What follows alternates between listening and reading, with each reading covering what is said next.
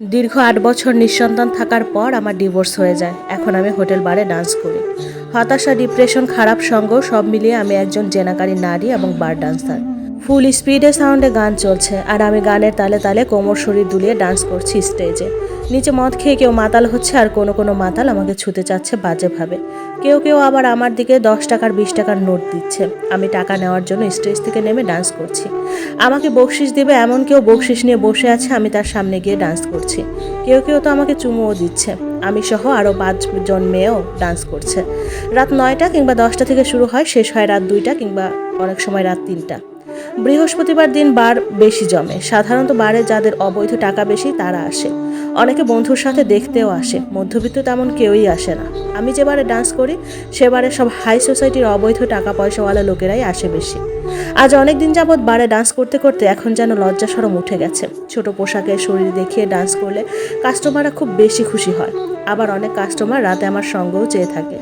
আমি আবার টাকাওয়ালা না হলে সঙ্গ দেই না। বাসায় ফিরি সকাল 8টায়।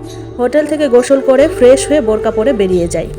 বাসায় যাওয়ার সময় কাঁচা বাজার করে নিয়ে যাই। বাসায় গিয়ে নাস্তা খেয়ে ঘুম দেই আর ঘুম থেকে উঠে একদম 5টা বাজে।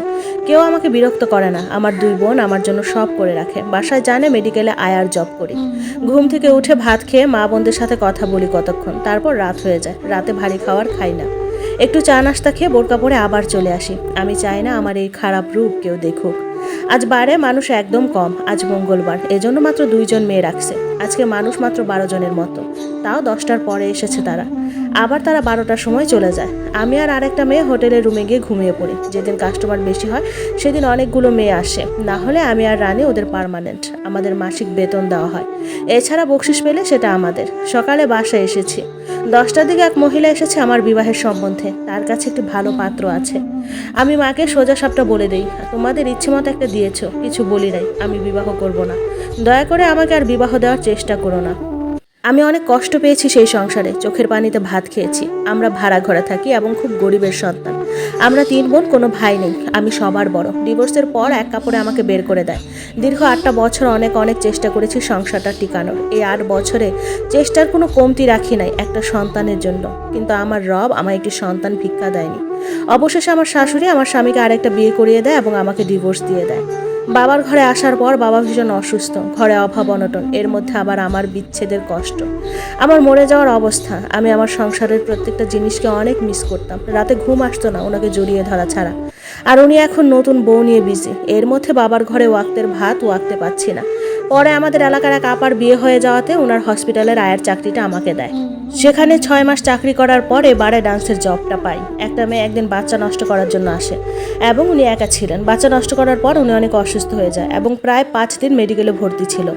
এই 5 দিন আমি ওনাকে নিজের বোনের মতো সেবা করি। তার বিনিময়ে উনি আমাকে টাকা দেন। এরপর মেডিকেল থেকে যাওয়ার পর উনি নাম্বারটা আমায় দিয়ে যায়। আর সেখান থেকে ওনার সাথে আমার বন্ধুত্ব।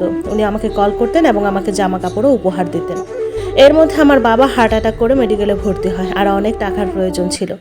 আপুটা আমাকে 20,000 টাকা দেয় এবং আমার সব কিছু ওনাকে খুলে বলে। ওনার সাথে আমার বোনের মতো সম্পর্ক হয়ে যায়। পরে ওনার সাথে বার জগতে আসা। প্রথম নাচতে পারতাম না। উনি আমাকে ওনার বাসায় নিয়ে গিয়ে টিভি ছেড়ে দিয়ে ডান্স শেখাতো। এর মধ্যে হাসপাতালে চাকরিটা চলে যায়। আমি বাসায় কাউকে সেটা বলিনি, আর জানেও না বাসার কেউ। যাই হোক, বারে ডান্স করছি। বার ম্যানেজার আমাকে ডাক দিল। আমি গেলাম। উনি আমায় বলল আজ একজনকে সঙ্গ দিতে হবে। আমি হেসে বললাম, মালদার আছে তো? আমার আবার মালদার টাকাওয়ালা না হলে ভালো লাগে না। আরে উনি ভীষণ পয়সাওয়ালা, প্রবাসী বাঙালি। তোমাকে ভালো লেগেছে তাই আমাদের বললো তো আজ তোমার সঙ্গ পেতে চায়। আমি বললাম ঠিক আছে, তুমি 4 তলার ডান পাশের 98 নাম্বার রুমে যাও। আমি কথা না বাড়িয়ে একটা বিয়ার খেতে খেতে 4 তলার রুমে পা বাড়ালাম। রুমে গিয়ে দেখলাম আধা বয়স্ক একজন লোক বসে বসে মোবাইল টিপছে আর সিগারেট খাচ্ছে। বয়স মোটামুটি 47-এর আশেপাশে হতে পারে। আমি শব্দ করে দরজা বন্ধ করেছি। আমাকে দেখে উনি নড়ে চড়ে বসেছেন। আমি ওনার পাশে বসে জিজ্ঞেস করলাম, কেমন আছেন? ভালো আছি, তুমি কেমন আছো? আমিও ভালো আছি। দেখো, আমি তোমার সাথে গল্প করতে চাই। আমি ঘুমাবো, তুমি আর মাথায় হাত বুলিয়ে দিবে আমাকে, আমার পিঠ চুলকিয়ে দিবে। ভ্রু কুচকে আমি বললাম, এটা কেমন কথা? আমি জানি না, তবে শান্তি চাই। আমি খুব কথা বলবো, তুমি চুপচাপ শুনবে। আমার কথাগুলো ধৈর্য ধরে শুনবে। জি শুনবো, আপনার সব কথা শুনবো, তবে সাধারণত মানুষ তো শরীর চায়। আপনি যা বলছেন তা তো না সম্পূর্ণ নাটক টাইপ। উত্তরটা না দিয়ে উনি শার্টটা খুললেন, ভিতরে সাদা পাতলা গেঞ্জি পরনে, ওনার সাথে একটা কয়েক জায়গায় ছেঁড়া ট্রাউজার। তারপর বাথরুমে গেলেন তিনি। এ ফাঁকে আমি ওনার মানিব্যাগের কাছে গেলাম, গিয়ে দেখলাম পুরো মানিব্যাগ ভরা 1000 টাকার নোট। আমি সেখান থেকে কয়েকটি নোট চুরি করে রেখে দিলাম। উনি আসার আগে জায়গা বরাবর মানিব্যাগ রেখে আসলাম। সকাল 7টায় ঘুম থেকে উঠলাম, কিন্তু পাশে উনি তখনও ঘুমাচ্ছেন। আমি উঠে বাথরুমে গেলাম, বাথরুম থেকে বেরিয়ে ওনাকে ডাক দিলাম, বললাম উঠেন, আমাকে বাসায় যেতে হবে। উনি আড়মোড়া ভেঙে উঠলেন, উঠে বললেন আর একটু থাকো তুমি, আমি তোমার সাথে চা খেতে চাই। আমি ম্যানেজারকে ফোন দিয়ে চা দিতে বললাম, চা দিয়ে গেল। চা খেতে খেতে উনি আমায় বললেন ওনার দুইটা ছেলে আমেরিকায় থাকে, ওদের মায়ের সাথে। ওদের মা একজন ফিরে পায়নি, একজন বিদেশিনীকে বিয়ে করে উনি মানসিকভাবে শান্তিতে নেই। এ কারণে দেশে আসলে বিভিন্ন নারীদের কাছে ওনার যাতায়াত, যাতে একটু মানসিক শান্তি তিনি পান। তিনি আমায় প্রস্তাব দিলেন আমি যেন মাঝে মাঝে তার ফ্ল্যাটে যাই এবং আজ রাতটাও যেন তার ফ্ল্যাটে কাটাই। চা খাওয়া শেষ আমার। আমি আমার পারিশ্রমিক চাইলাম। উনি বলল বারের ম্যানেজারকে দিয়েছি 5000 টাকা। উনি আমাকে 1000 টাকা দিয়ে বললেন এটা তোমার বকশিস। আমি আরও 1000 টাকা ওনার কাছে চাইলাম, উনি আমাকে দিলেন। তারপর ওনাকে বললাম আজ রাতে আপনার ফ্ল্যাটে যাব, তবে এটা ম্যানেজারকে বলবেন না, আমার সমস্যা হবে। উনি বললেন ঠিক আছে। এরপর আমি ওনার থেকে বিদায় নিয়ে সেই রুমটা থেকে বের হয়ে যাই। আমাদের হোটেল রুমে গিয়ে বাসায় জামা কাপড় পরে বরখা পরে নিলাম। এরপর ম্যানেজার থেকে আমার 2000 টাকা নিয়ে বাসায় চলে আসি। বাসায় আসার পর বাবার অসুস্থতা আরও বেড়ে যায়। বাবাকে নিয়ে তাড়াতাড়ি মেডিকেলে যাই এবং মেডিকেলে ভর্তি হয় তিনি। আমার জমানো টাকা ছিল, তাই কোনো অসুবিধা হয়নি। বার ম্যানেজারকে বলি বাবা অসুস্থ, আমি বারে যেতে পারবো না। উনি এসে আমার বাবাকে দেখে গেলেন এবং আমাকে 3000 টাকা দিয়ে গেলেন। রাত 11টার দিকে আমার ফোনে কল আসে, অজানা একটা নাম্বার, আমি চিনিও না। আমি হ্যালো হ্যালো করি, কিন্তু কথা বলে না। এভাবে কয়েকবার আসার পরে হ্যালো হ্যালো করার পরেও যখন কথা বলেন আমি বিরক্ত হয়ে গালি দিই। এর কিছু সময় পরে আমাকে কাল রাতের উনি কল দেয়।